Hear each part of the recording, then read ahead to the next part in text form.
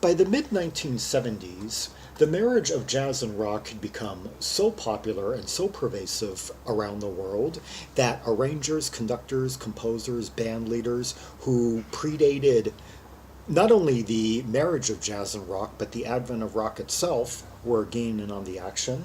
Such was the case of German organist Dieter Reith, who had been on the scene since the mid 1950s, and in 1974-75 thereabouts, he released back to back jazz rock, jazz funk albums on the BASF MPS labels. And from the second of those, the 1975 release Knockout, the title track, Knockout.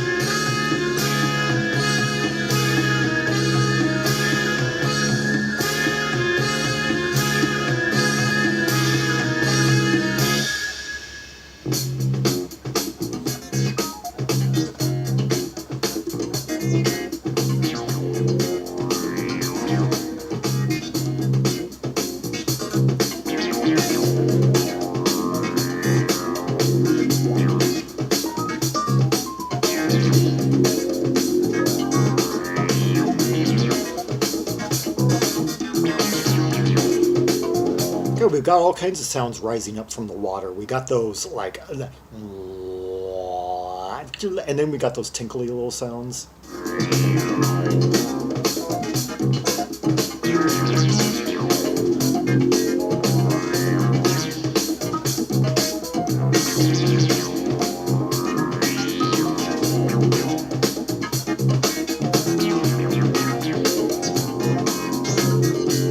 Got 3 layers of keyboards overall. We got the synthesizer making all the weird trebly sounds. We've got the tinkly, Fender Rhodes, and we've got a clavinet.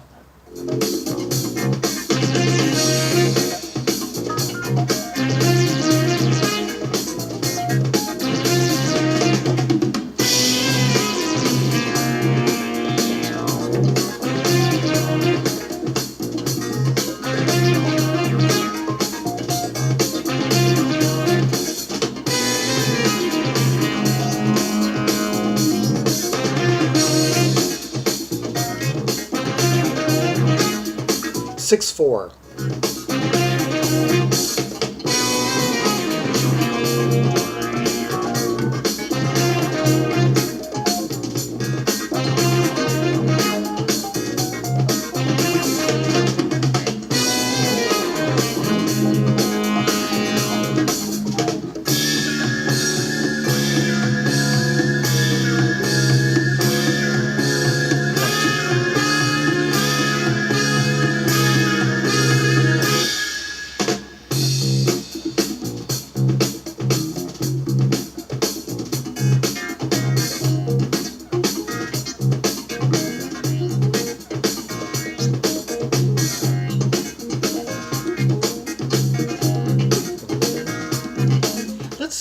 Let's meet some of the people that we're hearing on this album. Let's see, arranged by electric piano, Fender Rhodes, organ, sting organ, synthesizer, piano, producer, our guy, Dieter Reith. Bass, Fender bass by Dave King. Tenor saxophone and soprano saxophone, Wilton Gaynair. Drums, Todd Canedy. Congas, Sabú Martínez, a familiar name. Let's see, our bassist guy, David King, what did he play? 268 credits according to Discogs. 165 of them instrumental. Oh, was in Embryo for 3 albums. Was on Father, Son, and Holy Ghost. Yeah, I did a one off that a few weeks ago. And also on Rock Sessions and Steak High. So I like their best period, really. On an album by Niagara, I know the first 2. He's on, funny enough, he's on the one that I haven't heard yet. Yeah, I just discovered there was a 3rd album by them. Yeah, I know the first 2. He was on the 1975 Kirk Crest Clan album. Okay, I already know which of my earlier videos I'm going to be linking at the end of this one. And he was on Donna Summer's 1975 album Love to Love You Baby. And later in the decade on Tender Aggression, Power Sandwich, on Toto Blank's Electric Circus, on the Das Waldemar Wunderbar Syndicate, I Make You Feel Good album, on some Asha Puffley titles. On the Bobby Stern and head collaboration with Head, Heart, and Hands, the album Libra. God, a lot of great credits, and I'm just on the first page of his credits. That's just going up right to 1976. Yeah, a lot to name off there. I'll list a few more credits in a few minutes.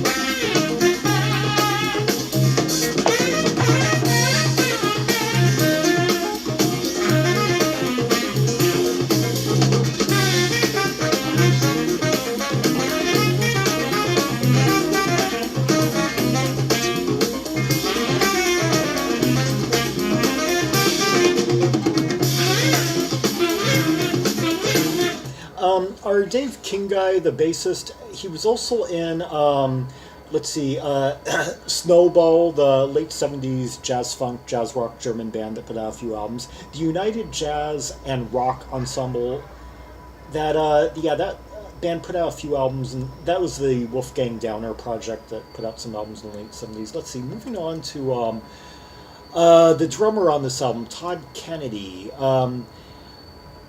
84 instrument and performance credits according to Discogs. Let's see. The Galactic Light Orchestra, Time Traveler, Galaxies. Huh, interesting. That album I haven't worked through. I am going to have to bookmark that one. I'm going to have to... that's one for future explorations. Oh, Emergency's fourth and final album, No Compromise. Yeah, great album by them. Yeah, that has this great version of the... 2066 track, the track Time Will Take It Away. Yeah, that one. Joe Hader, Reconciliation. Yeah, good one. On Klaus Weiss's previous album, or Klaus, let's see, Drumbox. And let's see, Don Sugarcane Harris, Boney M. So this guy got around. Yeah. Patty Pravo, on her Munich album. I think that was the one where she did like Styx and David. Oh no, that was the one after it, I think.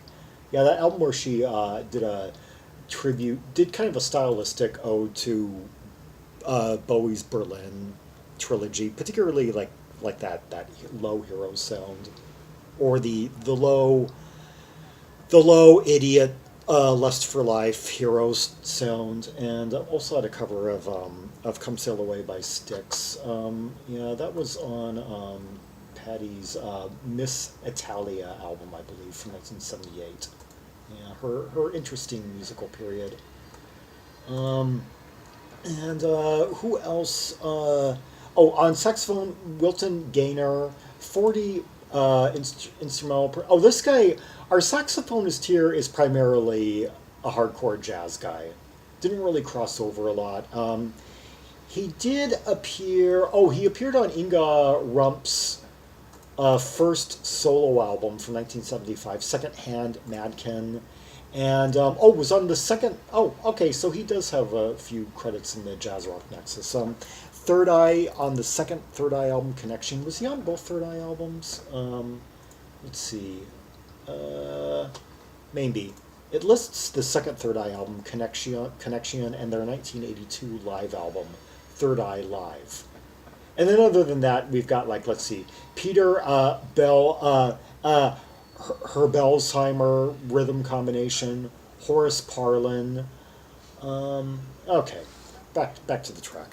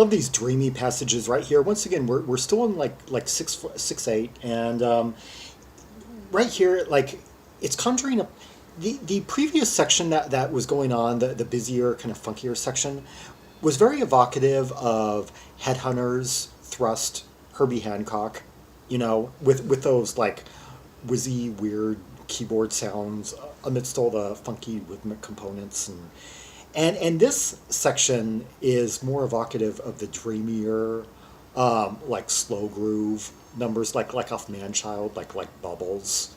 So I just love the contrast and the stylistic breadth that we've covered.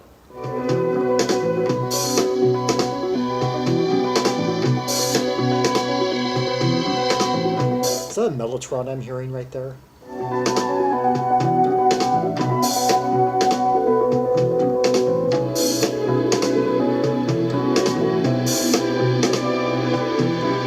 That rhythmic component is so neat. It's so unique here.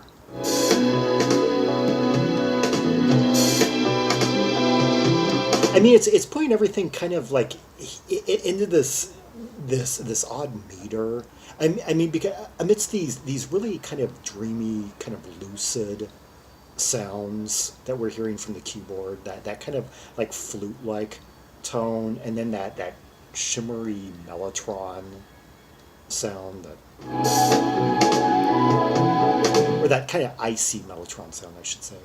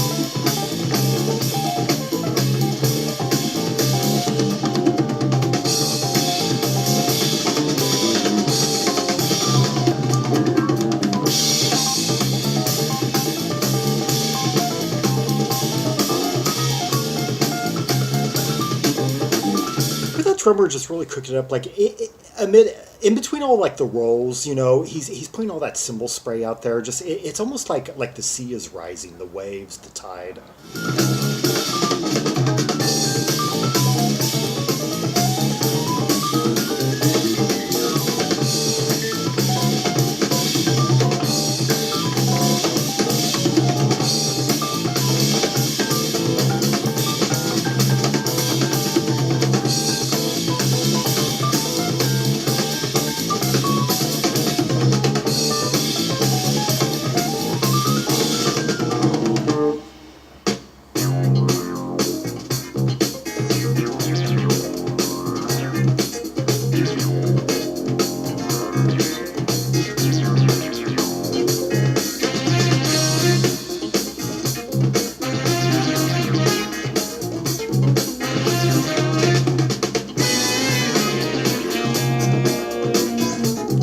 We basically had three sections in this song. We've had this section, which is now reinstated from like, which we had heard earlier for like a number of minutes. Then we had that kind of dreamy section that was nonetheless had those odd rhythmic components thrown in, giving it kind of like a jerky momentum. And then we had that more kind of that rising, that really dense section that we just came out of, like, and now that was much more like, had a lot more rolls to it, drum rolls and such, and now here we are.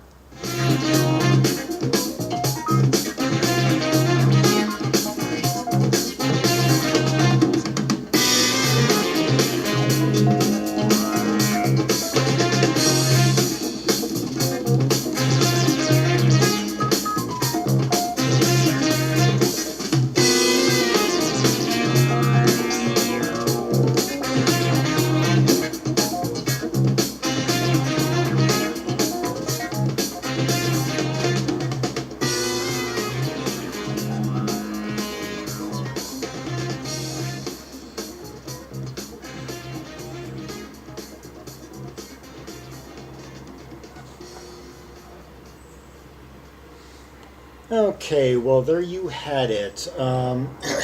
Dieter Reith with the track Knockout from the album of the same name, released in 1975, or heck, according to Discogs, this was released actually in 1976. I'm wondering. RYM had it as a 1975 album. Discogs has his when did it become a? I always sometimes I like find out all of a sudden that oh no, it was released a year later than I had always thought, and I think, since when did it become a 1976 album? Since someone uploaded the actual label of the album, a scan of the label to Discogs, proving it to have a 1976 date on it, although Discogs, giving us more information than RYM does, says recorded December 1974 to January 1975. So that's where the assumption came in. So, God, 1976, you have everything. Why not cutting some of your neighboring years some slack? Oh well.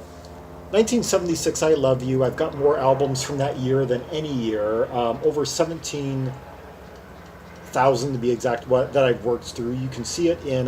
You can see the fruits of those years of listening in the directory of 1976 albums. 1976, The Ultimate Fix. Yeah. 1,741 albums strong. All of the vast majority of them, like 98% of them, worked through Ruby Mind. Don't try and take it all in one day, but I think 1975 is like my third or fourth year all around. Let's see, currently 1,234 titles worked through Ruby Mind. It's my fourth year overall, because 1978 there's 1,262. Yeah. Between 1974 and like 1978, just that being like the richest, densest period of a very rich 15-year period, like 1970 to 1985. But that being like 1974 to 1978 being the hump on the camel's back, let's just say, of a period of a. Anyway, are there any musicians who I didn't introduce here? We met our bassist, our drummer, our saxist. Dieter Reith, of course, had been doing all kinds of things since like the late 50s. This and the album before it being his main forays into rock. Yeah. For more Rubies and Sapphires from the two jazz funk, jazz rock Dieter Reith albums, and from many other albums similar to this one, and different, of course, see the directory of albums by German artists linked in the description below for these two albums, as well as Dieter Reith albums, as well as albums by Embryo, albums by Snowball, other bands that certain members that were on this album were also on. Like and subscribe, follow me on social media, and leave a comment if there are any observations you have about the tracks that we just heard, the layers, the complexity of it all, the instrumentation involved. And until next time, this is Zaragon, the world's most ear travel trimaximalist, signing off.